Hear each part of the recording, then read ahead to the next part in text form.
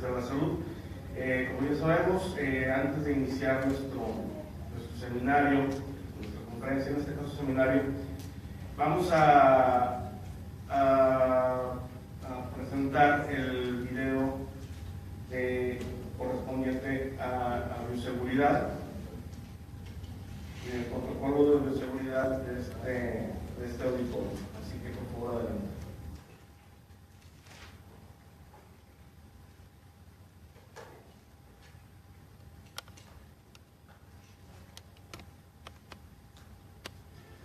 Bienvenidos al auditorio del Centro de Investigación y Desarrollo en Ciencias de la Salud de la Universidad Autónoma de Nuevo León. Sigan con atención las siguientes indicaciones de seguridad.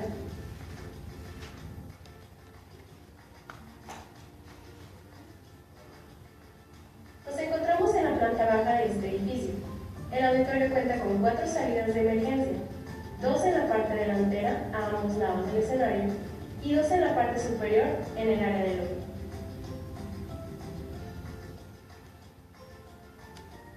En caso de escuchar la alarma de incendio, conserve la calma y abandone de inmediato su lugar, dirigiéndose a las salidas de emergencia.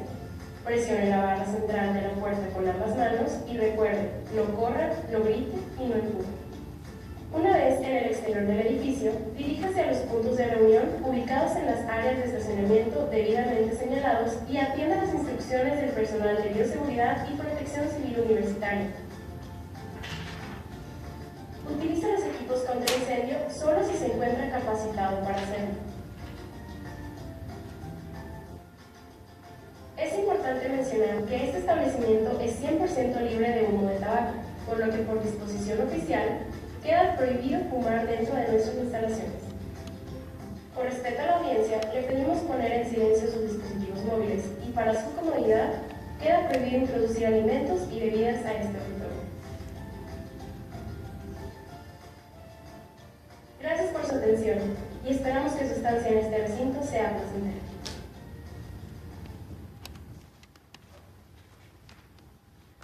Muy bien, vamos a dar inicio entonces a lo que va a ser este seminario y bueno, el día de hoy tenemos el gusto de recibir a nuestro compañero, el doctor en ciencias Iván Alberto Marinho Martínez, quien es responsable de la unidad de terapias experimentales de este centro de investigación. Voy a permitirme leer una breve semblanza de él. Él obtuvo su título de químico farmacéutico biólogo por la Facultad de Ciencias Químicas de la Universidad Autónoma de Nuevo León en el año 2003. Cuenta con una maestría en Ciencias Biológicas Molecular e Ingeniería Genética por la Facultad de Medicina de esta misma institución. En el año 2009 obtuvo su doctorado en Ciencias de Biología Molecular e Ingeniería Genética por la Facultad de Medicina también de esta universidad. Cuenta con 2 artículos arbitrados, 3 artículos en revistas indexadas, 8 memorias en extenso. En su carrera tiene los siguientes reconocimientos. En primer lugar, en la categoría de licenciatura en investigación clínica y epidemiológica por un cartel en el 8º Congreso Internacional de Odontología Multidisciplinaria y 3er concurso mexicano y iberoamericano de investigación clínica en odontología en San Luis Potosí en octubre del año 2010. Primer lugar en biotecnología en el año 2011 por el Instituto de Biotecnología de la Universidad Autónoma de Nuevo León. Segundo lugar en el área de ciencia básica en el trabajo de investigación otorgado por la Facultad de Medicina en el 27º Congreso Nacional de Investigación en Medicina en el año 2013. Su área de investigación es la medicina y ciencias de la salud y sus líneas de investigación son la biología molecular del cáncer, terapia génica y celular, y su especialidad es la biología molecular. El día de hoy nos presenta el tema terapia de células madre y G11-SG, un modelo animal de fibrosis hepática. Quiero pedirle por favor, doctor Iván, nuestro compañero de varios años aquí, pueda pasar por favor a presentarnos.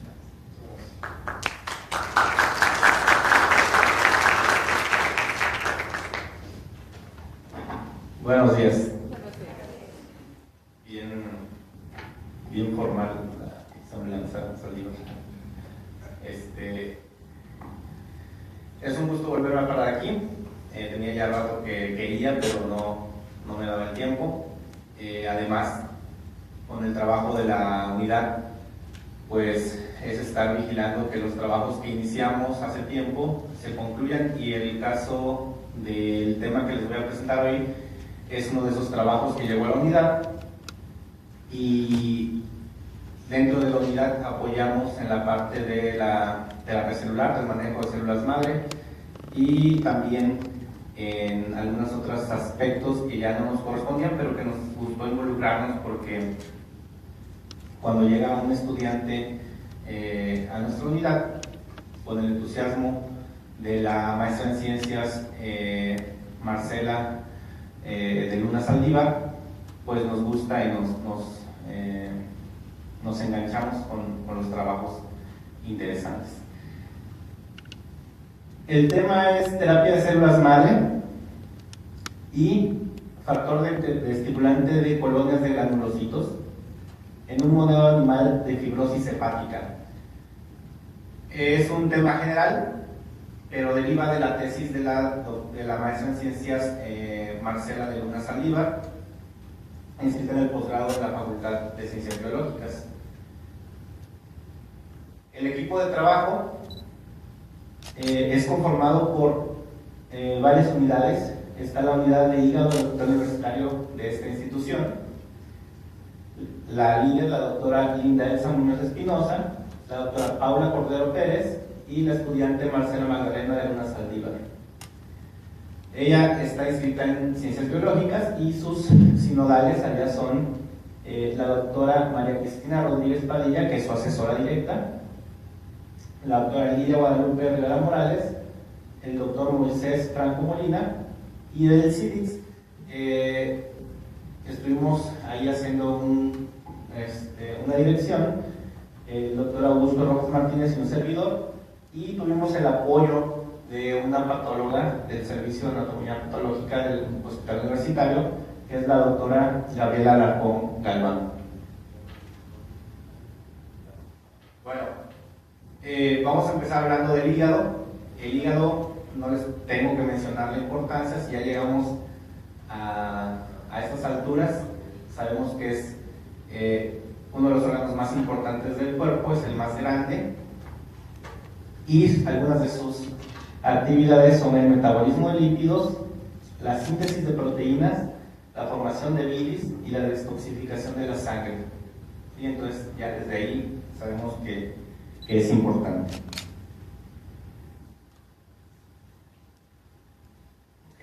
La unidad funcional del hígado es el lobulillo hepático, y este es una forma característica en cómo lo podemos observar histológicamente, aunque aquí es una representación de un hexágono en donde al centro está la vena central, y en los vértices podemos encontrar lo que se llama tríada hepática, que está conformada por un ducto biliar, una vena porta y una arteria hepática. Y esta tríada tiene proyecciones hacia la vena central, como son los canalículos biliares, los sinusoides, y esta estructura está dada por la participación de diferentes tipos celulares. Vamos a encontrar láminas de hepatocitos que están delimitando los sinusoides y los canalículos biliares. Vamos a encontrar los canales de Hering, y también vamos a encontrar células epiteliales en cada una de estas proyecciones, células de Kupfer, células estrelladas, ¿sí?, y endoteliales. Entonces, todas estas células tienen una función en el lobulillo. Vamos a ver lo que es la célula hepática estrellada, porque lo vamos a mencionar más al rato. Es la encargada del mantenimiento de la matriz extracelular en el hígado, ¿sí? La matriz extracelular se degrada y ellas se activan y empiezan a producir, pero de una manera controlada. Entonces, en un hígado normal vamos a encontrar las células estelares quiescentes. Y bueno, algunas otras células del sistema inmunitario pues van a estar también presentes, pero no activadas en un hígado normal. ¿Qué le hacemos al hígado? Al hígado lo dañamos constantemente hasta por comer, ¿sí? ¿Por qué? Porque le metemos sustancias que lo retan en su actividad natural, que es la detoxificación de la sangre, la neutralización de venenos, drogas, la síntesis de lípidos, lo sobrecargamos con nutrientes, le damos cambios hormonales y bueno, lo maltratamos. Y aparte lo divertimos con alcohol. Pero el alcohol, los virus, tienen un efecto dañino sobre el hígado, y puede haber también otras razones para el daño crónico, como un daño autoinmune. Entonces tenemos que diferenciar. Podemos tener un daño agudo que puede venir por un accidente, un golpe, una lesión que daña el hígado, y tenemos un reto crónico, ¿sí? Que también va a estar retando al hígado constantemente y lo va a estar exponiendo a un daño constante. ¿Qué pasa? Que el hígado primero se inflama, ¿no? Podemos darle un daño inicial cuando hablamos de las enfermedades hepáticas. Podemos darle un daño inicial en donde nada más vamos a ver una inflamación y una ligera fibrosis, ¿sí? Y la denominamos F1. En una etapa F2 vamos a tener un daño hepático intermedio, ¿sí? Podemos caracterizarlo por fibrosis moderada, alteración de la arquitectura del hepatocito, ¿sí? Eso es lo que va a observar el patólogo. En F3 el daño hepático es avanzado y empezamos a ver una necroinflamación, una formación de nódulos fibróticos regenerativos, y el siguiente paso es una cirrosis hepática. Hasta el F3, cuidándonos, retirando el reto al hígado, se ha visto que puede haber una reversión, ¿sí? Podemos pasar de F3 a F2, a F1, pero llegando a F4 es muy dudoso que regresemos a un hígado sano. Aún así nos cuidemos lo mejor posible. ¿Qué sigue después de esto? Un trasplante, ¿sí? Después de una cirrosis puede desarrollarse un hepatocarcinoma, y el trasplante va a ser la única salida que tengamos como alternativa de tratamiento. ¿Cómo participan las citocinas en el desarrollo de esta fibrosis? Bueno, pues en un hígado normal habíamos hablado que las células estrelladas están adyacentes, pero cuando hay una lesión hepática, las células que conforman este lobulillo hepático, las células de Kupffer, los hepatocitos, las células endoteliales y algunas otras células inflamatorias que se reclutan, van a estar secretando factores de crecimiento, citocinas, quimiosinas y sustancias vasoactivas, y además el estrés va a estar generando radicales libres, ¿sí? Esto lo que hace es mediar la activación de las células estelares y empiezan a producir colágeno.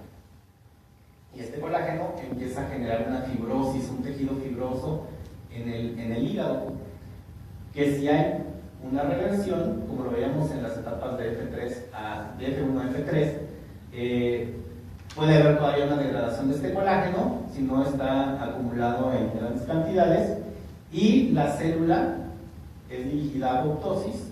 En la resolución muere, y entonces nos quedamos con células estelares quiescentes. Sin embargo, la fibrosis crónica, en los daños crónicos, la célula estrellada va a estar activa y va a estar activando más células estrelladas. Va a estar reclutando células inflamatorias que van a estar reforzando la secreción de citocinas proinflamatorias que van a estar activando más. Y entonces esto se vuelve un vicio, ¿sí? Y nos quedamos en una fibrogénesis sostenida que nos va a hacer avanzar en las etapas de la enfermedad hepática. ¿Regresas solo? Gracias. ¿Qué factores o qué situaciones podemos encontrar? Bueno, vamos a encontrar el factor de crecimiento derivado de plaquetas, que medía una TNF-alfa, que media inflamación, el factor de crecimiento de hepatocitos, que es mediador de la proliferación celular, interleucina 1 beta y interleucina 6 son proinflamatorias, y la interleucina 10 es mediadora de proliferación, y el TGF-beta promueve la fibrogénesis.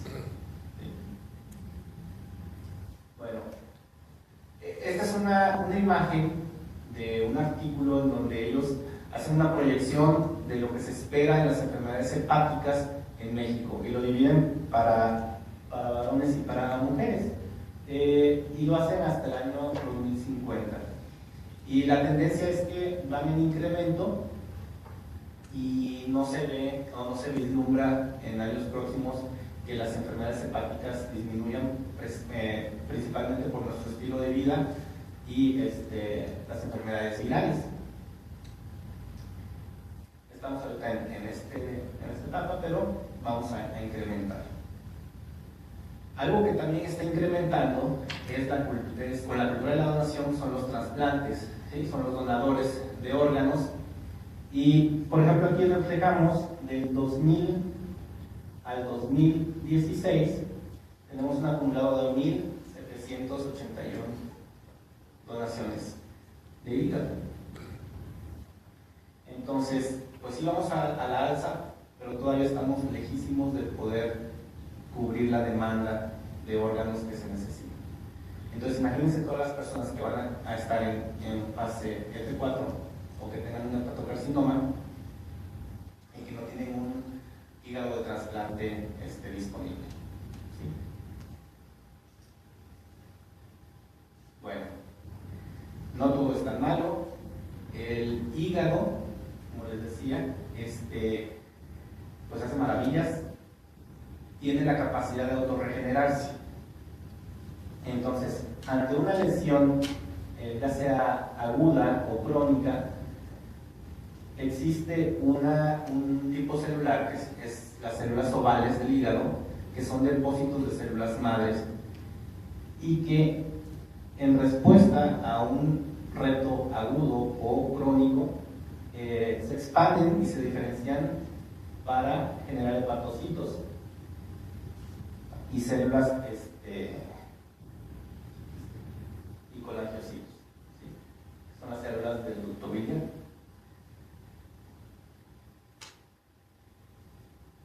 Pero esta diferenciación tiene que estar mediada por factores de crecimiento, factores de diferenciación y citocinas. Y esas citocinas las dan en respuesta a las células madre mesenquimales, que pueden llegar ahí en respuesta también a un estímulo de daño, las células estelares y algunas células inmunes que están presentes por el daño, y las células endoteliales. Eso hace que las células ovales se expanden y se diferencien a estos dos tipos de células. Entonces, de alguna manera, el hígado, cada vez que le damos un daño, se regenera y se regenera y se regenera. ¿Cuál es el problema aquí? Que le estamos presentando retos cada vez más agresivos. Dos, que estamos aumentando y que bueno, la expectativa de vida de la población. Entonces, esto ya es un daño crónico. Al estar sometido de manera crónica a un reto y estar empleando células ovales, estos depósitos tarde o temprano se agotan, ¿sí? Entonces el hígado pierde esa capacidad de autorregenerarse, pero todavía le queda una carta bajo la manga del hígado. Resulta que cuando sus depósitos de células ovales se agotan, el hígado pide ayuda, ¿sí? Y pide ayuda al banco central de células, que es la médula ósea. Y entonces, cuando hay un daño, existe una molécula que se llama SDF1, que es una citocina que genera un gradiente de concentración en el hígado dañado, y que su presencia en torrente sanguíneo estimula la médula ósea, a células inmaduras de la médula ósea, a salir al torrente sanguíneo, ¿sí? Y estas células presentan el receptor CXR4 en su superficie. Al estar en circulación, van a quedar atrapadas en el tejido que esté dañado porque es el par de F1, ¿sí? Entonces, esto se ha visto en pacientes que tienen depletadas ya sus células ovales, y es una respuesta sistémica de ayuda, ¿sí? Entonces, de entender esto, nosotros sabemos que, una, la autorregeneración del hígado no es eterna, y dos, el hígado pide ayuda de manera externa, ¿sí? Entonces, bueno, existe una molécula que es el factor estimulante de colonias de granulocitos, el cual estimula la médula ósea y se emplea para precisamente crecer la médula ósea, que los blastos salgan a circulación y después cosechar esas células madre indiferenciadas, y se utiliza ampliamente en hematología. Pero nosotros pensamos, bueno, que el factor de estimulante de colonias de granulocitos podría ser una alternativa en caso de una fibrosis F4, ¿sí? ¿Por qué lo creemos? Porque ya se ha visto, ¿sí? La doctora Linda Muñoz, pacientes que no tienen una alternativa ya de trasplante, a través de los arreglos legales y éticos, como terapia compasiva, se les da una opción de movilización de células madre hematopoyéticas con el factor estimulante de colonias de granulocitos. Sin embargo, esos son datos que el clínico ve, ¿sí? Se lo das y mejoró. ¿Por qué? Porque pensaste que iba a mejorar, pero no teníamos un sustento científico básico para decir que esto puede funcionar, que esto puede ser una terapia, ¿sí? Dárselo a un paciente porque te dijo alguien que podría funcionar no sería ético y no es bien visto por COFEPRIS, por ejemplo, ¿sí? El grupo de unidad de hígado lo que está buscando es que nos autoricen a dar la terapia con células madre en humanos. Sin embargo, COFEPRIS les dice, bueno, tú no tienes experiencia en células madre, tienes que hacer experiencia en células madre, ¿sí? Y tienes que empezar con modelos animales. Entonces decidimos utilizar este factor en el modelo animal para ver si tenía una efectividad, pero ya basada en la hipótesis de que las células madre que salían a torrente sanguíneo iban a dirigirse a través del eje SF1-CXR4 al hígado dañado, ¿sí? Y bueno, también dijimos, vamos a probar la terapia con células madre derivadas del tejido adiposo. ¿Por qué? Bueno, pues porque nosotros ya tenemos la experiencia de que las células madre del tejido adiposo son una fuente de un gran número de células, ¿sí? Es un tejido que es fácil de acceso, con muy poca cantidad tenemos millones de células en un corto tiempo y se manejan fácil en el laboratorio. Entonces dijimos, bueno, vamos a trabajar también con estas. Y además, no sé qué nos fumamos. Y dijimos, ¿y qué pasaría si se meten o si se combinan las dos terapias? ¿Sí? Entonces, ya sabemos que no siempre uno y uno son dos, ¿sí? Nosotros esperamos que fuera una sinergia, sin embargo tuvimos otros resultados. Entonces el objetivo al final fue evaluar las dos terapias individuales y la terapia en combinación en un modelo de fibrosis hepática de daño inducido por tetracloruro de carbono, ¿sí? Entonces, ¿qué necesitábamos? Bueno, primero el modelo, y lo que se utiliza pues es RADA. Lo más descrito para este modelo es que RADA es un modelo que se desarrolla con tetracloruro de carbono y que se maneja en 8 semanas. Entonces nosotros lo que queríamos era replicar ese modelo que ya estaba reportado y demostrar que a las 8 semanas nosotros teníamos una simulación de cirrosis hepática crónica, ¿sí? Entonces lo que se hizo fue en ratas Wistar dar dosis crecientes hasta la semana 5 de tetracloruro de carbono, que se medía en miligramos de tetracloruro de carbono por kilogramo de peso de la ratita.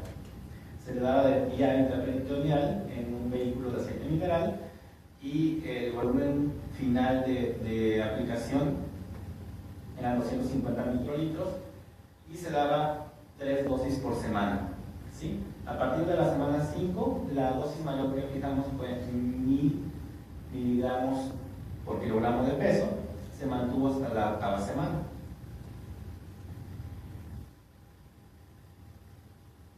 Bueno, al principio tuvimos que hacer una evaluación del modelo. ¿Cómo? Pues monitoreando como monitorearías un paciente. Y primero sus enzimas hepáticas, las transaminasas. Nosotros veíamos que a la 8ª semana que concluíamos la observación con la aplicación del tetracloruro de carbono, las transaminasas, tanto ALT como AST, tenían un incremento en sus niveles.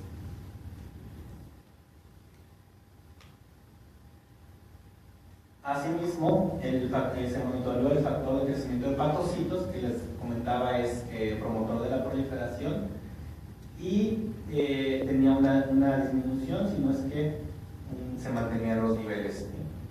El TGF-beta, que es promotor de fibrosis, estaba elevado a la 8ª semana en el grupo que se le daba tetracloruro de carbono. También se analizaron las interleucinas, interleucina 1 beta e interleucina 6, TNF alfa y la interleucina 10. Todas estas fueron aumentadas en el grupo que se le dio tetracloruro de carbono durante 8 semanas, comparadas contra un control. Y bueno, eso es lo que nos decía la bioquímica, pero ¿qué nos decía la histología? Bueno, la primera parte es un hígado normal, ¿sí? De manera macroscópica, una observación macroscópica, bonito, brilloso, sin grasa. Sin embargo, en el grupo con tetracloruro de carbono observamos un hígado feo, ¿sí? Hacia grosso modo, con algo de estatosis. Hicimos una tinción para hematoxilina y eosina para ver la arquitectura del tejido a nivel micro. Se realizó la tinción de tricloviroblasón para observar la colágena de la matriz extracelular, ¿sí? Y como observan aquí, el control no tenía una tinción muy fuerte. Sin embargo, aquí, no sé si alcanza a ver, el colágeno se tiñe de fibras azules, y como si fuera una telaraña. En donde se aprecia un poco mejor es en la tinción con rojo de Sirius, en donde el control muestra muy poca fibrosis, las colágenas se tiñen de color rojo, y el tetracloruro de carbono tenía fibras de colágeno bastante extensas. Cuando el patólogo hizo el análisis de una manera donde una manera ciega, donde no le dijimos que la venida correspondía a qué, pues él asignó aquí un estadio F4. ¿Sí? Bueno, entonces ya teníamos el modelo, sabíamos que ya podíamos replicar el modelo de daño hepático crónico. Entonces definimos nuestros grupos experimentales, había un control al que no se le daba tetracloruro de carbono, el grupo con tetracloruro de carbono, el grupo de tetracloruro de carbono más la terapia del factor de estimulante de colones de granulocitos, el grupo de tetracloruro con células madre y el grupo de la terapia combinada, ¿sí? Entonces hasta aquí ya sabemos que podemos tener el modelo en 8 semanas y decidimos darle otras 8 semanas para un seguimiento después de que se le aplicara la terapia que correspondía a cada grupo.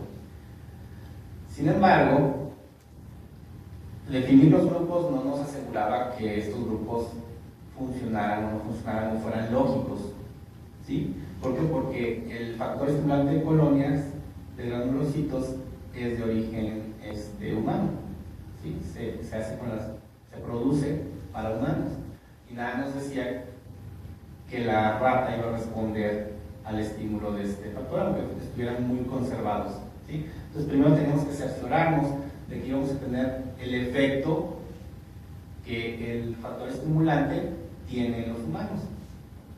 Y así lo hizo Marcela, midió la proporción de células y vio un aumento unos días después en aquellos que recibían el factor estimulante de colonias de gránulos libres, ¿sí? Tanto en la combinada como en la que era individualizada. ¿La regresas algo, por favor? Entonces, bueno, para empezar, sí había una salida de células indiferenciadas a circulación sanguínea. Entonces, pues ya le ponemos palomita, ¿no? Vamos a probarlo. Pero, ¿qué pasa con el grupo de células madre mesenquimales derivadas de grasa? No solo porque yo diga que son muy buenas y porque el doctor Augusto las usa desde hace mucho y porque obtenemos grandes números las íbamos a usar. Tenemos que demostrar que tenían una justificación. ¿Sí?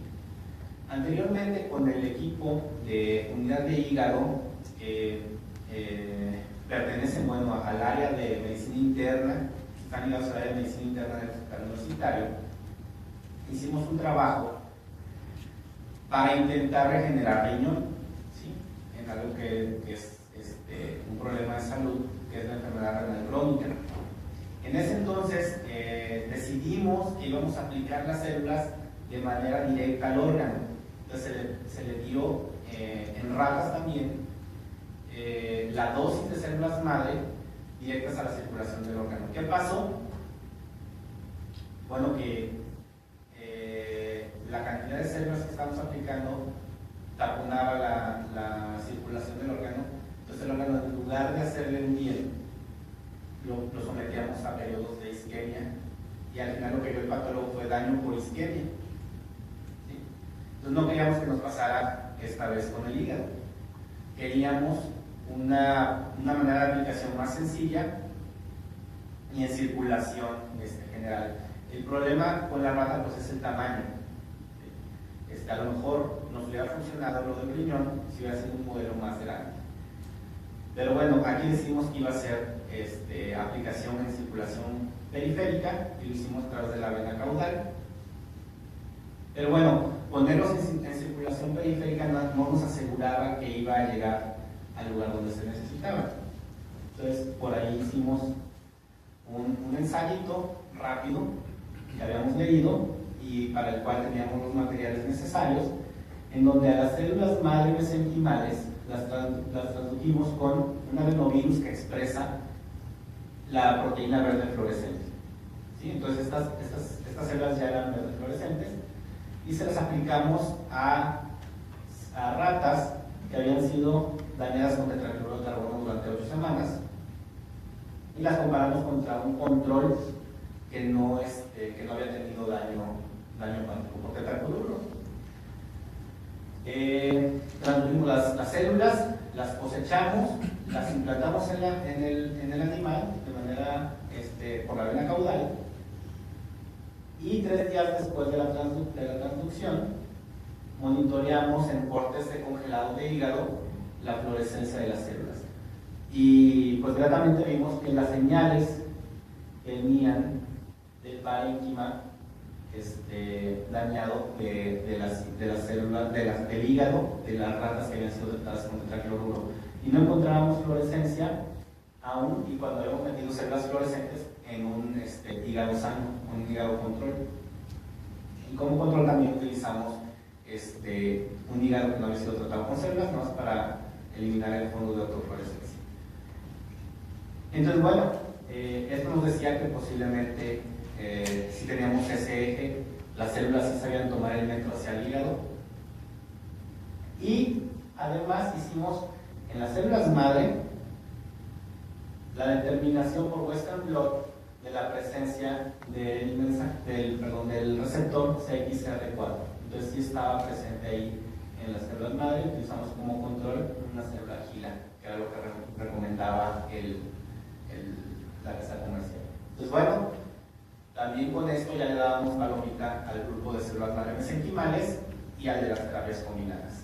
Entonces sí tenía sentido hacer los 3 grupos.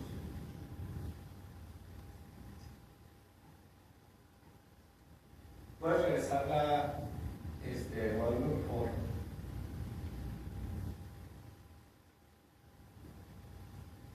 Una más.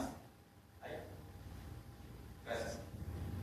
Bueno, entonces, estos fueron los grupos experimentales. A las 8 semanas todos empezaron igual, habían sido dañados con tetracloruro de carbono del grupo 2 al 5, y el control no tenía ningún daño. Se había dado solución salina también en el mismo vehículo, aceite mineral. A las 8 semanas, después de establecer el modelo, dábamos la terapia que correspondía y le dábamos un seguimiento de 8 semanas después. Entonces, terminábamos con ratas que habían sido tratadas durante 16 semanas. ¿Sí?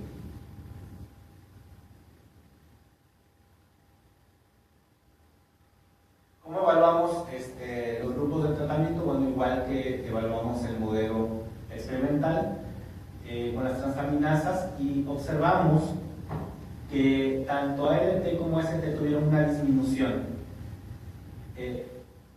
La tercera barra, o la barra central, es la correspondiente a el factor estimulante de colonia de granulocitos. La barra segunda de izquierda a derecha es la terapia con células madre, y la última barra es la terapia combinada. Veíamos que había una disminución en las terapias individualizadas, pero no en la terapia combinada, al menos para LT.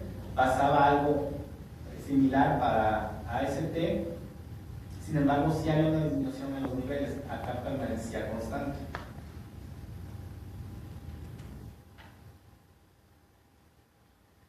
El factor de crecimiento de hepatocitos lo veíamos aumentado en la terapia que tenía células madre como terapia individual, y también había un aumento en la terapia combinada. Sin embargo, en la terapia donde se daba el factor estimulante de granulocitos, no había un incremento.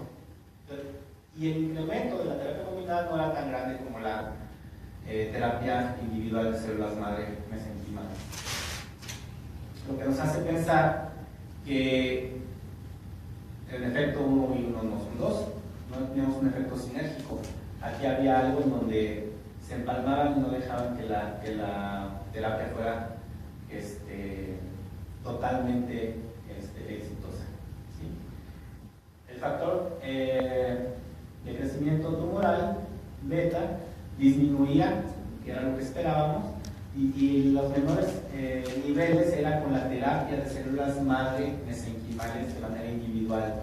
Igual, bajaba un poco en la terapia combinada, pero no tanto como la terapia individual con células madre mesenquimales, y en la de células madre, la del factor de crecimiento, el factor de estimulante de colonia de granulocitos, tampoco bajaba considerablemente.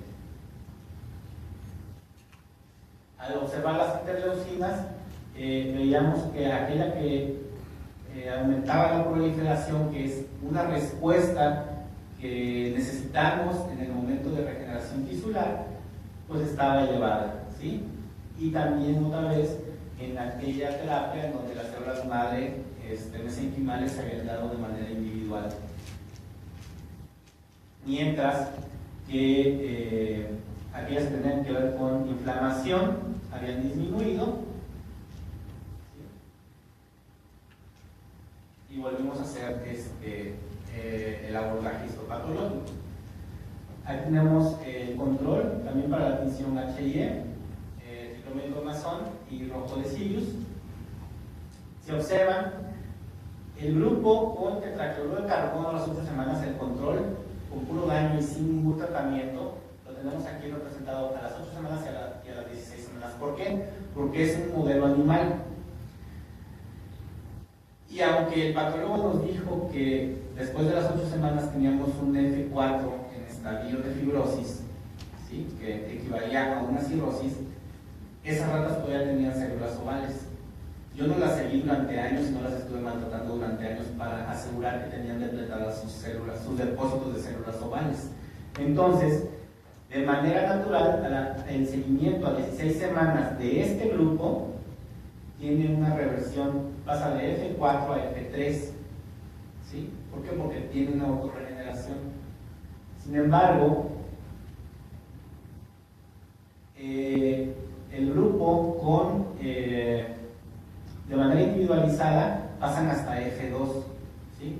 Las colágenas desaparecen y el grupo de terapia combinada se queda en F3, igual que el grupo que se autorregenera. ¿Sí? Entonces, nosotros al final observamos que no hay una razón por la cual nosotros podamos decir que la terapia combinada va a ser mejor. ¿Sí? Hasta ahorita, Marcela está terminando la tesis de doctorado, está haciendo las conclusiones. Los resultados que les estoy diciendo del paso de F4 a F3 a F2 en los grupos los está realizando junto con el patólogo, y además mete paquetería en donde cuantifica la colágena. ¿Sí? Entonces eso ya es, hace estadística. Yo no les estoy presentando aquí las estadísticas, tampoco les mencioné significancias entre los grupos, pero así a simple vista estamos viendo que la terapia con células madre mesenquimales derivadas de tejido adiposo es mejor aún que la de el factor estimulante de colores de granulocitos. Sin embargo, todavía la terapia con el factor estimulante de granulocitos es más práctica. ¿Por qué? Porque compras el medicamento y se lo aplicas. Para las células madre de tejido adiposo, pues todavía tenemos que tomar una biopsia de grasa, disgregar la grasa, obtener las células madre, expandirlas y regresarlas al paciente. Entonces, todavía implica un poco más de procedimiento, pero los resultados, si los resultados son mejores, creo que vale la pena ahondar en eso. Entonces, nosotros ya estamos encaminados en generar conocimiento para que un día, como uno diga, le diga al hígado que ya puede, o a medicina interna, que ya podemos entrarle a tratamiento de pacientes humanos. Muchas gracias.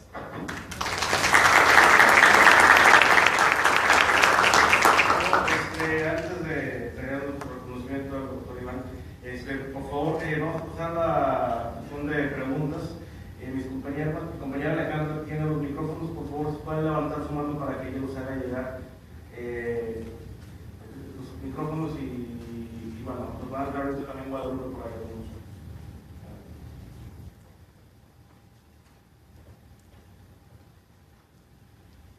Bueno, se escucha porque creo que no lo veo bien ver.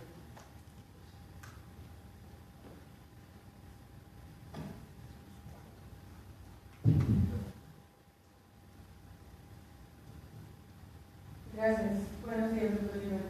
Felicitarle por el trabajo, pero tengo algunas preguntas. En cuanto al control que lleva aceite mineral, ¿no les llamó la atención que no hubiese cambios ahí? Porque el simple hecho de la administración del aceite mineral, yo esperaría ciertos cambios, tal vez no como con el tetracloruro de carbono, pero sí el simple hecho de administrar este tipo de vehículo, esperar algunos cambios ahí a nivel hepático. Sí, realmente sí nos sorprendió, porque fueron pues 8 semanas, 3 veces por semana, pero el hecho es que también a nosotros hacer secciones de hígado, no podemos abarcar todo el hígado yendo de 5 micras en 5 micras. Realmente se trató de abarcar las zonas que se veían dañadas, en donde podíamos hacer alguna diferencia. El hígado pues no se dañó. La otra es que fue de manera intraperitoneal. No sé qué tanto pudiera avanzar el aceite mineral para provocar un daño, o como depósito graso que nos pudiera estar afectando ahí. Sí, la vía no fue directa, pero pues sí tenía, o sí esperábamos alguna reacción inmunológica al menos, o de inflamación.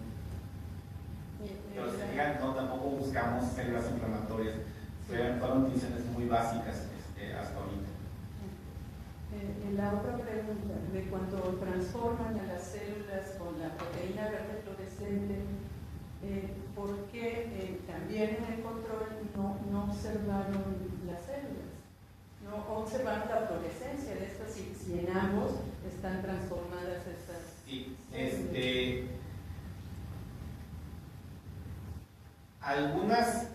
Algunas áreas se veían con fluorescencia, sin embargo no eran células. Nosotros, a lo mejor somos románticos, queremos pensar que como el SDF1 estaba expresado en el hígado dañado, aquellas células fluorescentes que tuvieran el CXR4 se quedaban ancladas ahí. No significa que no pasen por ahí las células que nosotros inyectamos en circulación, sin embargo no se quedan a residir ahí. La otra es pues que fue a 3 días, ¿no? La fluorescencia también ya disminuye. Lo que nos avala ahí que todavía tenemos una señal es el grupo dañado. Entonces realmente estamos confiando en que sí es por el SDF1 y el CXR4, aunque hay otras pares de citosina receptor que nos pudieran estar reclutando a las células ahí. Gracias. Si alguien tiene 2 preguntas, compañero. Ahora, el tetracloro de carbono pues pudo haber dañado otros tejidos, ¿sí? Nosotros nada más analizamos hígado. Entonces, y las células fueron administradas de manera circulatoria, en circulación sanguínea, y pues no sabemos dónde quedó la otra parte de las células. Sí, Carlos. No, simplemente una duda. Normalmente, durante el proceso de daño hepático, uno de los, digamos, puntos que mencionabas es digamos, el desarrollo de apoptosis, cuando el tejido obviamente mencionabas. En este caso, las células estelares son las que desencadenan ese proceso apoptótico. No se nos ocurrió, pero tenemos los tejidos. ¿Están congelados? ¿Están congelados? Están congelados. Un túnel, por ejemplo, un ensayo de túnel se puede hacer y incluso se puede incluso cuantificar como medida de ese proceso. Sí, no lo tomamos en consideración. Nos fuimos más por los niveles de enzimas, interleucinas, la caracterización bioquímica e histopatológica, que era lo que teníamos a mano. Pero sí tienes razón, o sea, si hubiera un aumento en la apoptosis o la activación apoptótica de qué tipo de células, podríamos medirlo y tenemos los tejidos. Gracias.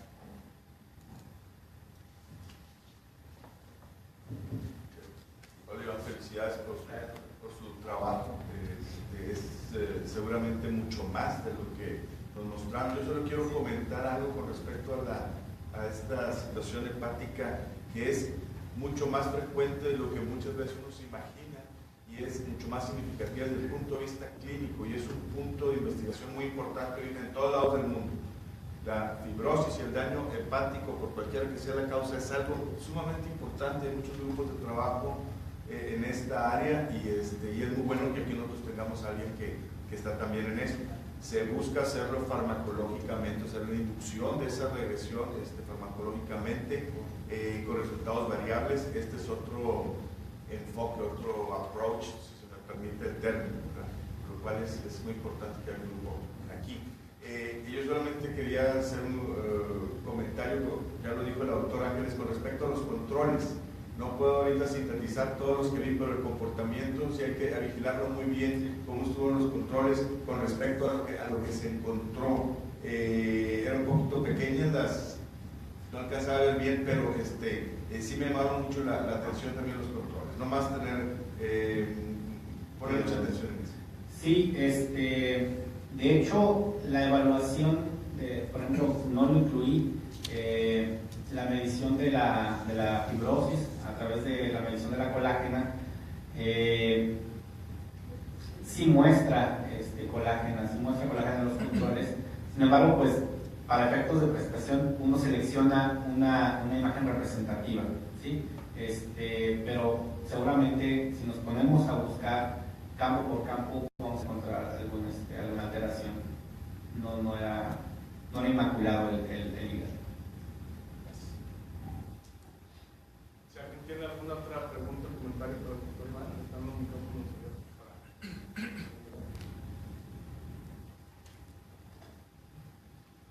Bueno.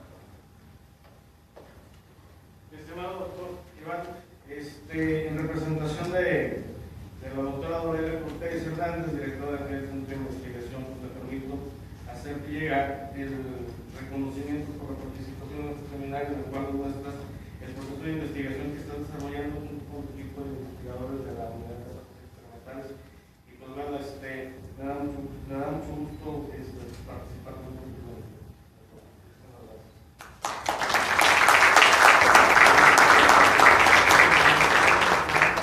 Quisiera aprovechar para mencionarles que la siguiente semana, bueno, ya tenemos listos lo que son no sé si me pueden apoyar con la luz, tenemos lo que son las siguientes conferencias que se van a presentar aquí en el auditorio durante las siguientes semanas. Tenemos el día 5 de julio, SICA Assessing Mexico Border Health, por Sara Aito, está aquí, que está en la Unidad de Salud Pública haciendo una estancia. Ella nos acompaña de la Universidad de Columbus. ¿Sí? ¿De qué universidades? ¿Sí? De Columbus. Ok. Y bueno, será el día 5 de julio. El día siguiente conferencia será de ética en investigación. Será con nuestro compañero el doctor Eloy Carlos Estrada. Nos hablará acerca de la ética en investigación el día 12 de julio. Y también la ingeniería biomédica y su rol en el sistema de salud en México por el ingeniero Oscar Cervantes, de la Facultad de Medicina del Departamento de Ingeniería. Los esperamos, por favor, esperamos que nos puedan acompañar, puedan recomendar e invitar a personas a estas conferencias. Y bueno, les comparto también que ya llegamos a 6,600 personas likes que nos han dado en la página de Facebook. Espero que ustedes nos puedan apoyar a seguir dándole réplica a nuestra página de Facebook para que tengamos más visitantes y podamos seguir compartiendo el trabajo que se hace en este centro de investigación. Muchísimas gracias en nombre de la doctora Dorelia Cortés. Los esperamos la próxima semana.